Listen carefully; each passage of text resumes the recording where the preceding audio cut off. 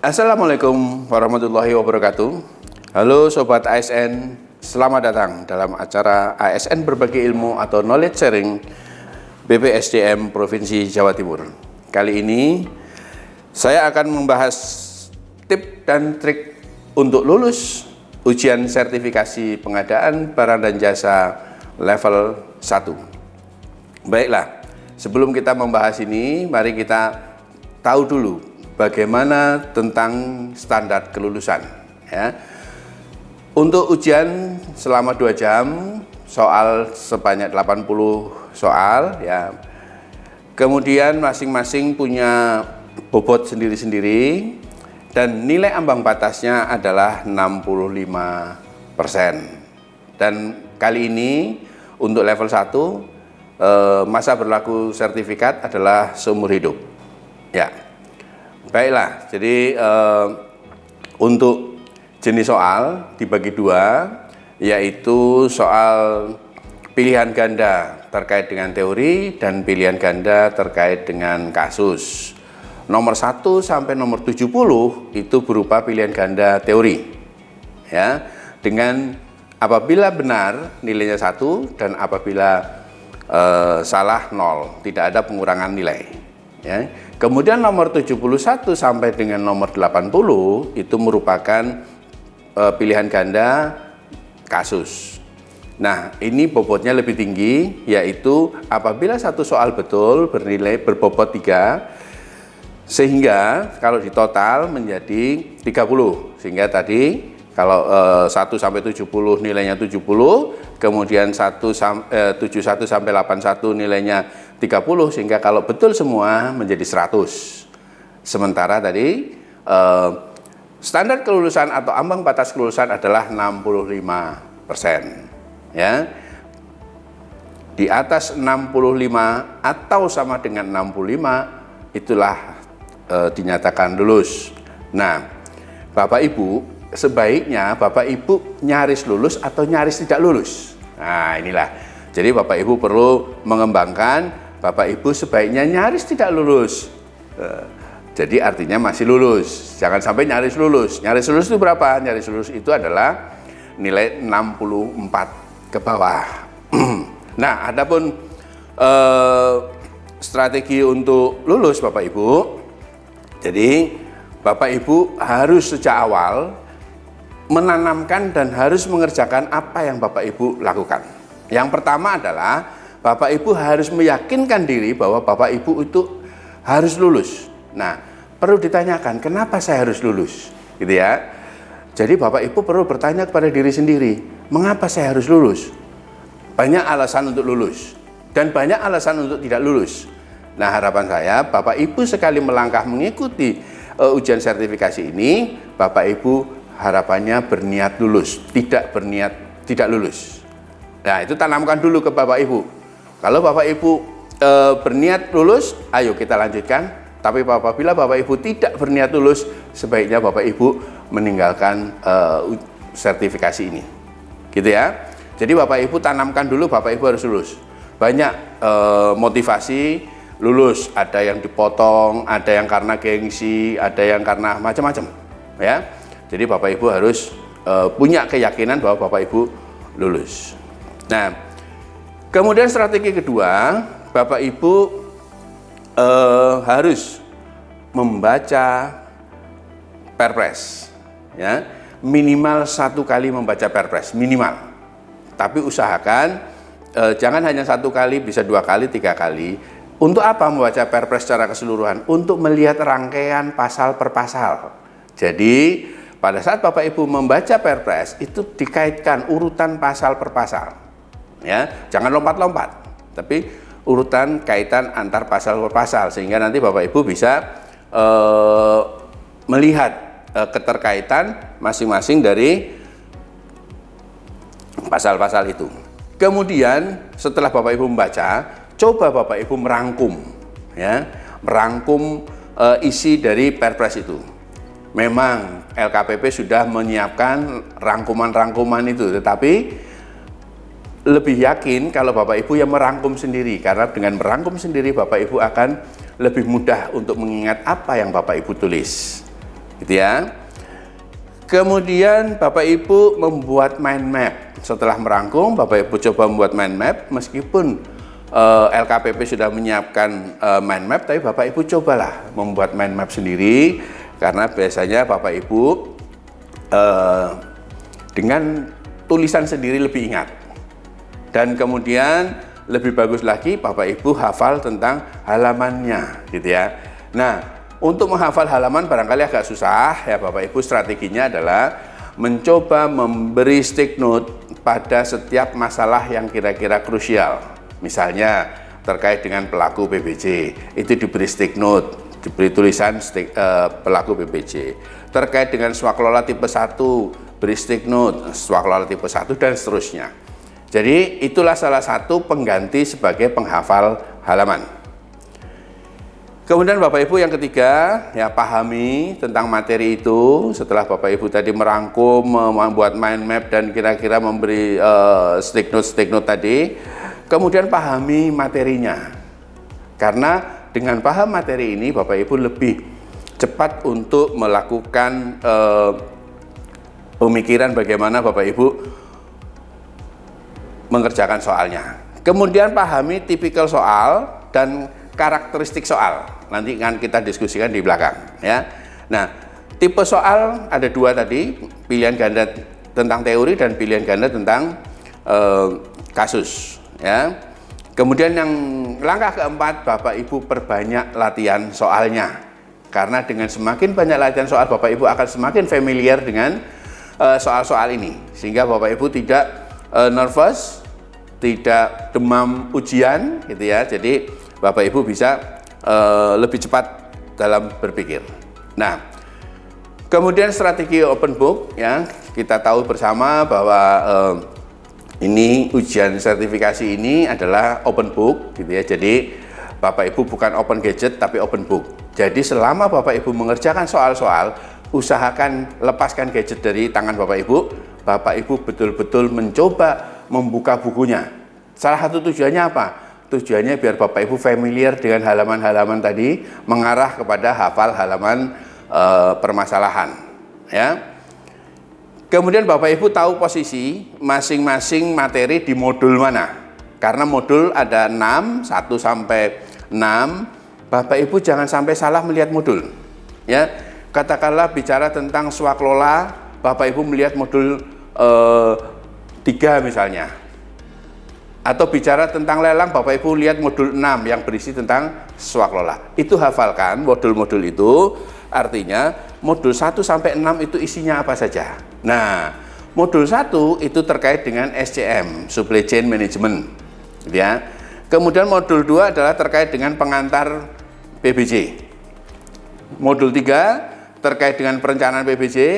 Modul 4 terkait dengan bagaimana Bapak Ibu melakukan pemilihan penyedia. Modul 5 adalah mengelola kontrak PBJ, dan terakhir adalah modul 6 yaitu terkait dengan swaklola. Ini Bapak Ibu hafalkan betul. Karena apa? Pada saat bicara tentang swaklola, Bapak Ibu pada saat tidak hafal ini ada di modul berapa, Bapak Ibu bisa membuka modul 1 sampai 6 dibuka semua. Itu ya. Jadi itu juga mempercepat untuk melakukan open booknya. Ya, kira-kira setelah Bapak Ibu itu, nah kira-kira isi modul itu apa saja? Nah, ini adalah serangkaian Bapak Ibu. Jadi modul 1 itu bicara tentang SCM, ini terlepas dari alur dari PBJ. Kemudian modul 2 terkait dengan pengantar. Pengantar ini kira-kira isinya adalah pelaku-pelaku PBJ, tentang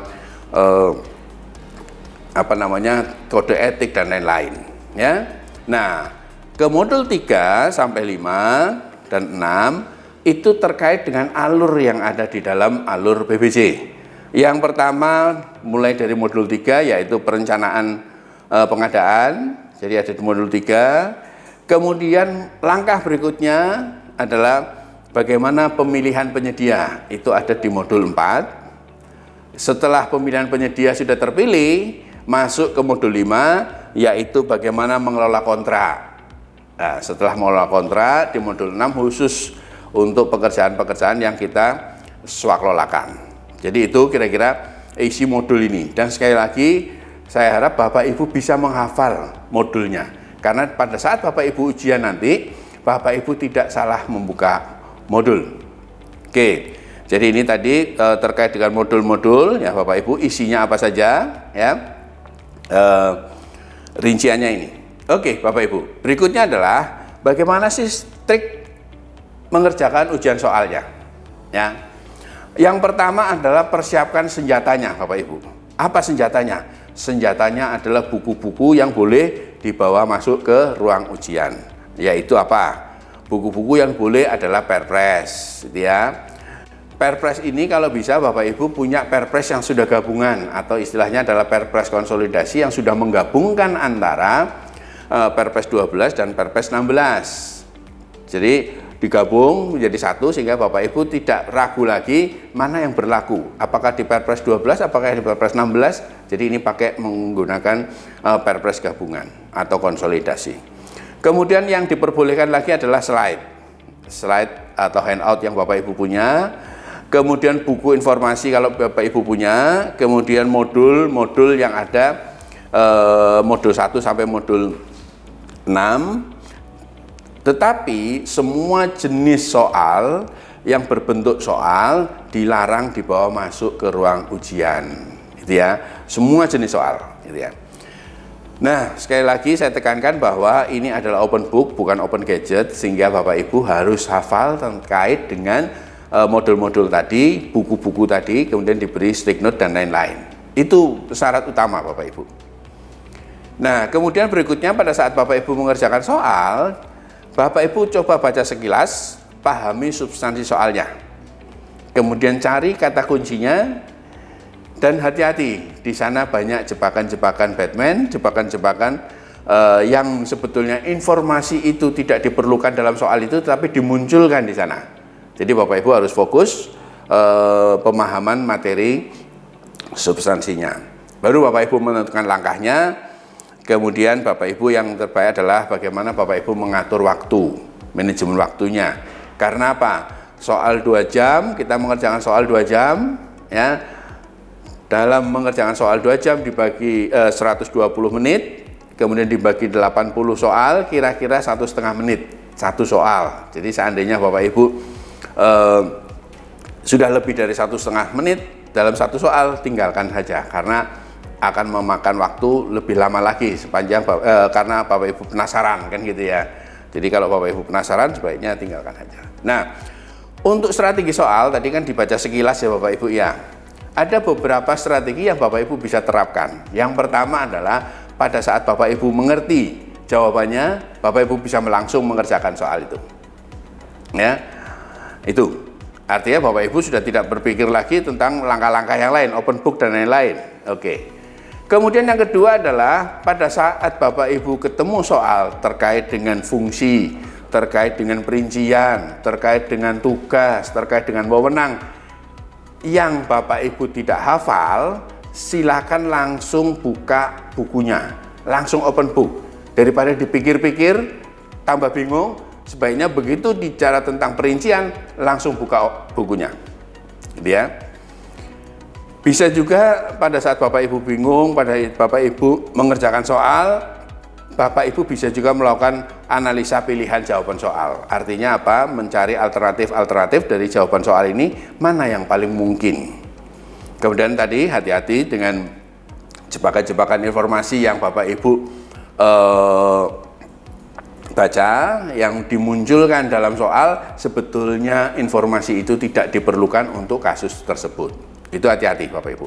Yang terakhir adalah tentang probability strategy, adalah bagaimana teori-teori kemungkinan Bapak Ibu bisa melakukan jawaban. Nah, contoh pengerjaannya ini Bapak Ibu.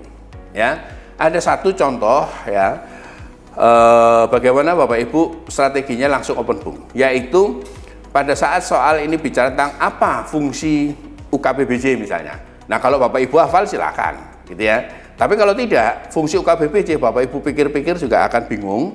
Langsung Bapak Ibu buka bukunya, ya, cari UKBBJ, fungsi UKBBJ, kemudian dengan stick note tadi kita langsung ketemu fungsi UKBBJ, cari pasalnya di Perpres. Nah, ada di pasal 75, ya. Nah, di sana langsung terbaca bahwa salah satu fungsi UKBPJ adalah membina sumber daya manusia dan kelembagaan pengadaan barang dan jasa. Jadi Bapak Ibu tidak usah baca fungsi UKBPJ, kemudian Bapak Ibu baca A ini, B ini, C ini, D ini, nggak usah. Langsung begitu fungsi, langsung Bapak Ibu cari di bukunya, kemudian langsung tentukan jawabannya. Itu kenapa kita harus langsung open book. Karena pada saat Bapak Ibu membaca A ini membina dan menetapkan pelaksana penelitian khusus mengelola pengadaan yang tercantum dalam katalog elektronik dan lain-lain, itu sudah makan waktu, gitu ya. Ini kalau biasanya kalau membaca soal ini kira-kira 40 detik Bapak Ibu habis waktunya. Ya, untuk baca soal mulai dari fungsi UKBPJ diantaranya adalah sampai dengan pengadaan barang jasa itu kira-kira sekitar 40 detik. Padahal Bapak Ibu punya waktu hanya sekitar 90 detik. Jadi itu sudah terbuang separuh kan gitu ya. Oke. Kemudian ini juga langsung open book. Artinya apa? Bapak Ibu ini yang tidak termasuk pengadaan dalam keadaan darurat adalah, nah ini adalah tentang perincian atau Bapak Ibu cari yang tidak, artinya yang tidak termasuk. Kemudian keywordnya atau kata kuncinya adalah keadaan darurat, sehingga Bapak Ibu langsung buka buku. Kalau hafal silahkan langsung jawab, tapi kalau tidak hafal, apa sih keadaan darurat itu? Nah, ternyata keadaan darurat itu ada 3, siaga darurat, tanggap darurat, dan transisi pemulihan. Nah, dengan langsung buka buku, Bapak Ibu bisa tentukan mana jawabannya. Jadi A itu adalah keywordnya masa siaga darurat, masa pemulihan, masa tanggap darurat, dan yang satu adalah yang terakhir adalah transisi darurat ke pemulihan. Jadi Bapak Ibu dengan keyword ini Bapak Ibu bisa langsung pilih oh yang B yang tidak termasuk. Hati-hati ya, ada kata-kata tidak di situ. Oke, contoh berikutnya adalah yang terkait dengan Bapak Ibu harus open book, itu terkait dengan keyword soal berikut adalah tentang kewenangan PPK. Pada saat Bapak Ibu tahu kewenangan PPK silakan Bapak Ibu langsung jawab. Tapi kalau tidak, Bapak Ibu bisa langsung open book sehingga Bapak Ibu bisa langsung menetapkan jawabannya. Jadi di open book Bapak Ibu lihat di pasal 11 bisa tugas PPK adalah bla bla bla. Nah, Bapak Ibu bisa menetapkan jawabannya, yaitu menetapkan rancangan kontrak. Kemudian Bapak Ibu tadi alternatif pertama adalah langsung open book, alternatif kedua adalah bagaimana Bapak Ibu menganalisa jawaban. Jadi Bapak Ibu mencari kemungkinan-kemungkinan yang kira-kira paling tepat. Dari soal ini keywordnya adalah pengadaan perencanaan, ya, pengadaan perencanaan. Bapak Ibu tidak usah baca tata ruang dan wilayah Kabupaten A senilai. Nah, Bapak Ibu untuk tata ruang wilayah Kabupaten A tidak usah dibaca. Jadi keywordnya adalah langsung pengadaan perencanaan, gitu ya. Kemudian nilainya berapa? Nilainya 135 juta. Oke. Kemudian apa yang ditanyakan? Yang ditanyakan adalah metode penilaiannya. Oke, Bapak Ibu coba analisa. Karena dia di atas 135, pengadaan langsung mungkin enggak? Oh, tidak. Karena apa? Pengadaan langsung itu konsultasi 100 juta ke bawah. Kemudian pelelangan sederhana, sudah tidak ada istilah lelang, yang ada tender. Kemudian untuk swakelola oleh kelompok masyarakat, swakelola itu tidak boleh melakukan konsultasi, ya. Ya, yang betul adalah seleksi. Dari sisi nilainya 135 juta. Kemudian analisa jawaban yang kedua, ya, contohnya. Di sini ada pengadaan mobil. Ya, Bapak Ibu tidak usah baca pengadaan mobil damkar kabupaten nah, nggak usah dibaca, langsung oh ternyata pengadaan mobil, sudah. Keywordnya itu. Kemudian ada keyword kedua, yaitu tidak terdapat dalam katalog elektronik. Nilainya berapa? Ya, nilainya 1,5 miliar. Apa yang ditanyakan? Yang ditanyakan adalah metode pemilihan. Jadi Bapak Ibu bisa analisa jawaban. Oke, karena sudah tidak ada dalam katalog elektronik, berarti e-purchasing langsung kita hapus. Ya, karena nilainya 1,5 miliar, berarti pengadaan langsung kita hapus. Ya. Kemudian apa?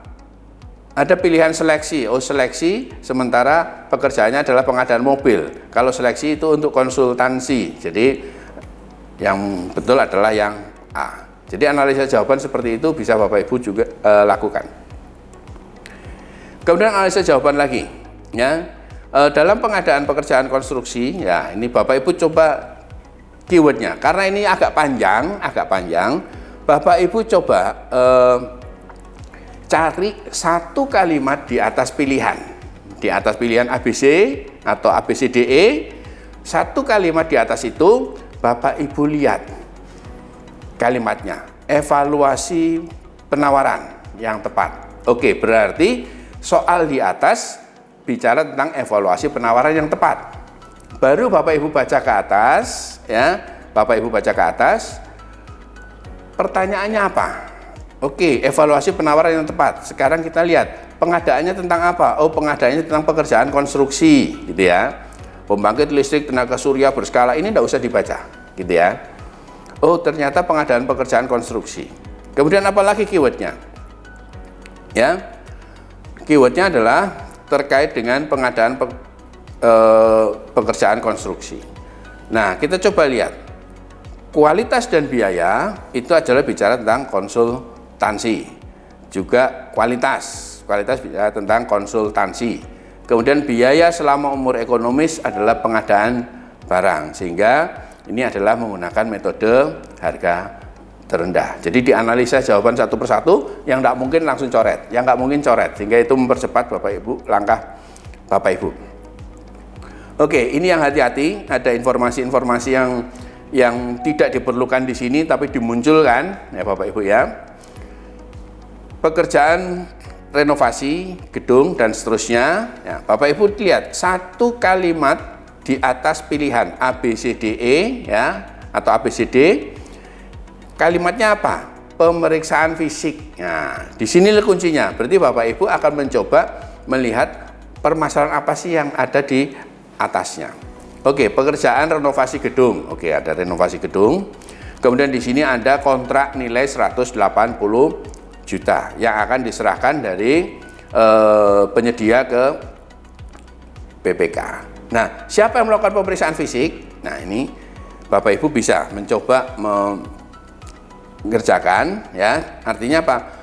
Semua pemeriksaan fisik itu dilakukan oleh BPK.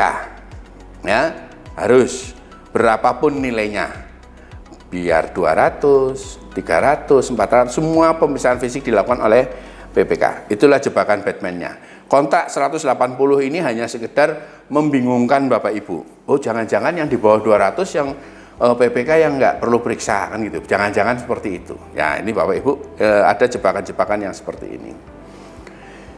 Kemudian jebakan Batman ini agak panjang gitu ya Bapak Ibu ya. Jadi Bapak Ibu harus fokus dan fokus ya. Keywordnya apa? Keyword yang pertama adalah yang bukan. Ya, yang bukan. Kemudian permasalahannya apa? Permasalahannya adalah tentang jaminan. Jadi apa yang harus Bapak Ibu pilih? Ya. Oke, berarti kita cari yang salah kan gitu ya Bapak Ibu. Kalau ini sudah harus baca satu persatu kan gitu ya. Jaminan uang muka diserahkan kepada penyedia kepada BPK senilai uang muka. Oke, ini betul atau salah gitu ya. Kemudian nilai jaminan uang muka bertahap dapat dikurangi secara proporsional. Ini betul atau salah. Jadi Bapak Ibu coba cari yang salah. Nah, ternyata di yang ketiga ini jenis pengadaan yang diberikan jaminan pemeliharaan adalah pengadaan barang yang membutuhkan masa pemeliharaan. Nah, pengadaan barang itu tidak ada jaminan pemeliharaan. Kalau pengadaan barang namanya garansi, gitu ya Bapak Ibu ya. Jadi ini Bapak Ibu harus fokus, ya. Kemudian pilihan ganda kasus, Bapak Ibu, ini juga agak panjang. Ini saya pernah praktekkan ini, Bapak Ibu. Kita baca satu persatu. Kementerian Kesehatan Jiwa Raga akan melakukan tender alat kesehatan dan seterusnya. Itu makan waktu sekitar 50 detik sampai kita pilihan E kita baca semuanya. Meskipun Bapak Ibu membaca cepat menggunakan scanning, itu kira-kira 50 detik. Itu sudah menghabiskan separuh lebih dari waktu yang seharusnya, yaitu 90 detik. Sehingga dengan strategi tadi Bapak Ibu, coba Bapak Ibu lihat atau baca satu kalimat di atas pilihan. Di atas ABCDE ini ada satu kalimat, yaitu dari permisalan di atas, siapa yang ditetapkan sebagai pemenang? Oke, berarti pertanyaannya adalah bagaimana Bapak Ibu menentukan pemenangnya? Nah, dari situ Bapak Ibu baru membaca ke atas, ya. Keywordnya apa? Oh, ternyata ada tender alat kesehatan, ya. Dari tender alat kesehatan itu nilainya berapa? Oh, nilainya 5 miliar. Nah, 5 miliar itu kemudian ada 3 peserta, masing-masing peserta kita coba analisa. TS menawarkan harga 4,9 miliar. Ternyata ada TKDN-nya. Nah, karena ada TKDN berarti kita lihat ada preferensi sehingga nilai akhir penawarannya adalah 4,6 karena pengaruh preferensi. Bapak Ibu tidak usah bingung bagaimana ngitung TKDN ke arah harga setelah penilaian, setelah evaluasi. Jadi di sini akan datanya sudah disiapkan. Yang kedua adalah PTMH menawar 4,7 ya. 4,7 TKDN-nya 20 gitu ya. Dia di sini tidak ada informasi tentang harga setelah penawaran. Berarti ini tetap nilainya ya. Tidak ada preferensi, informasi preferensi. Kemudian PT BNO menawar 4,8. Di sini ada TKDN 36 ya. Nah, ini ada informasi preferensi. Berapa preferensinya? 4670. Nah, ini yang Bapak Ibu bandingkan. Jadi menggunakan nilai-nilai yang diperbandingkan ya. Kemudian Bapak Ibu sekarang yang ditanyakan apa? Ternyata yang ditanyakan adalah nilai kontraknya. Sehingga Bapak Ibu harus berpikir 2 kali.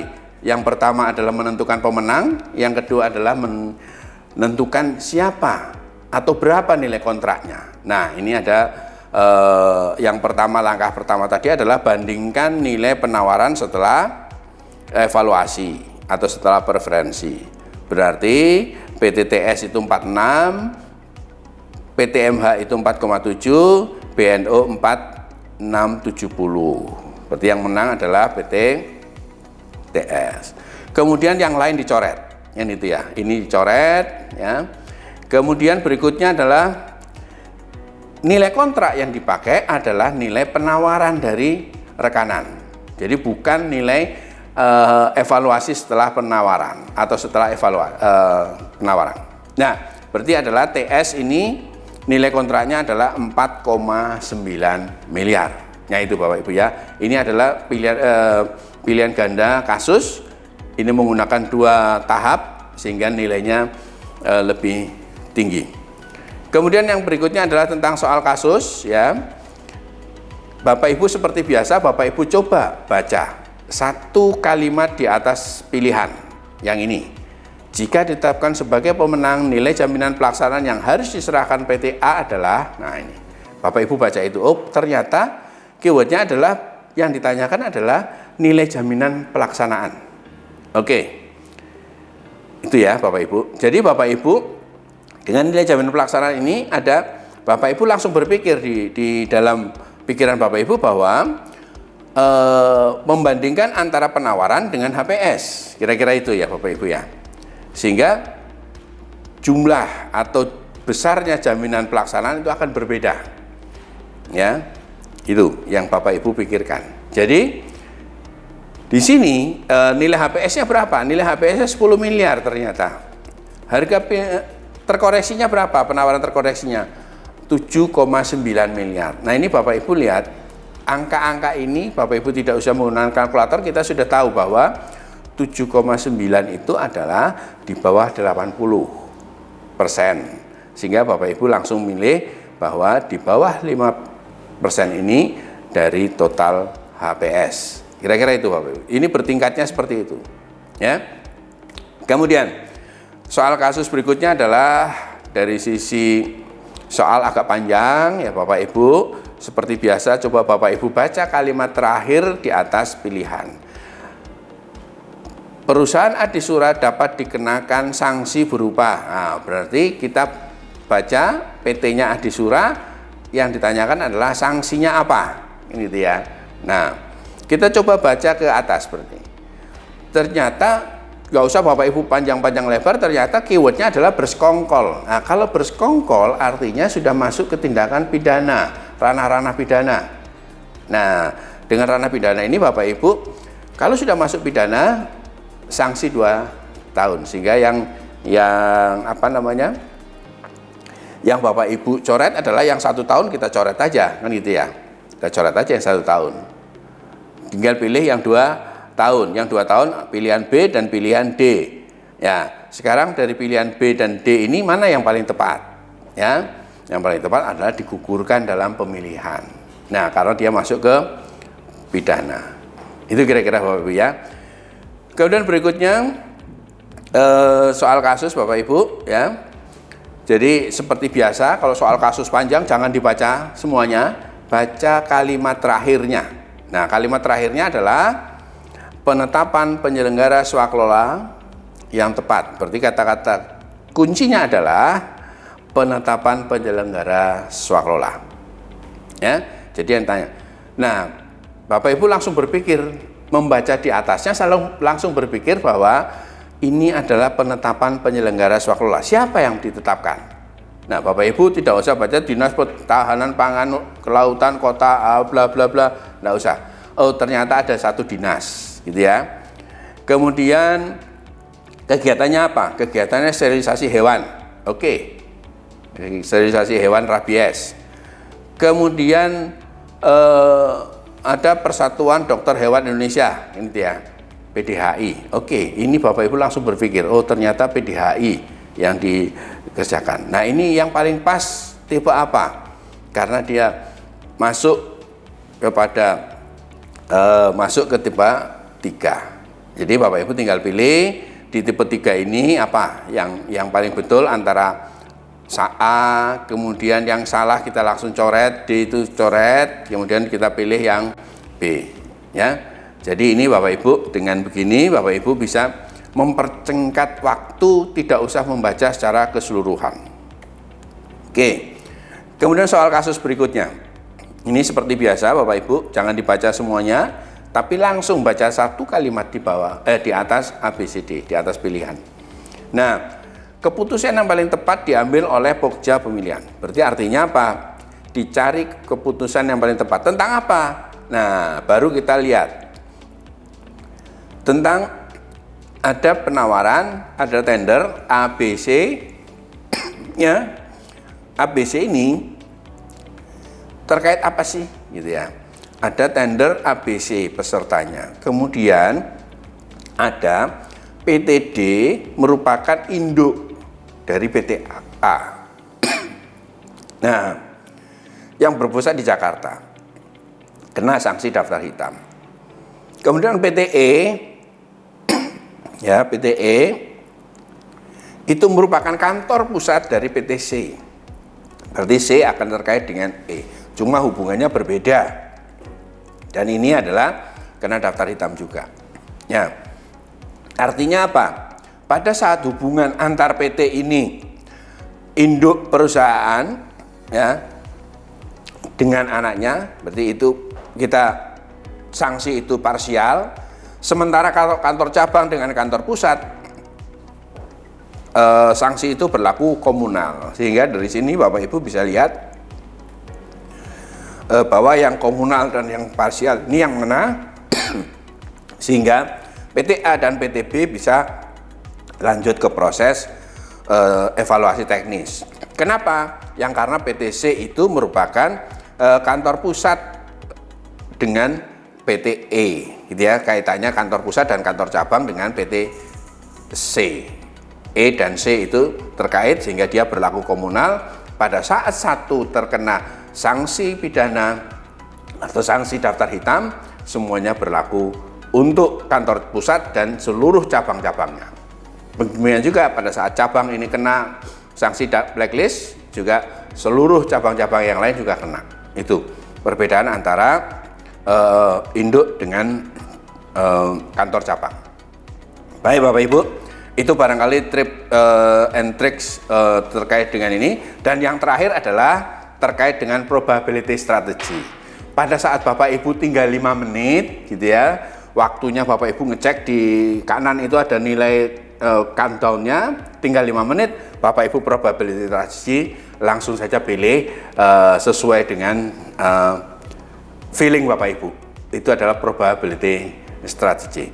Baik Bapak Ibu, semoga seluruh sobat ASN bisa sukses dan bisa melalui sertifikasi PBJ level 1 dan bisa memperoleh sertifikat.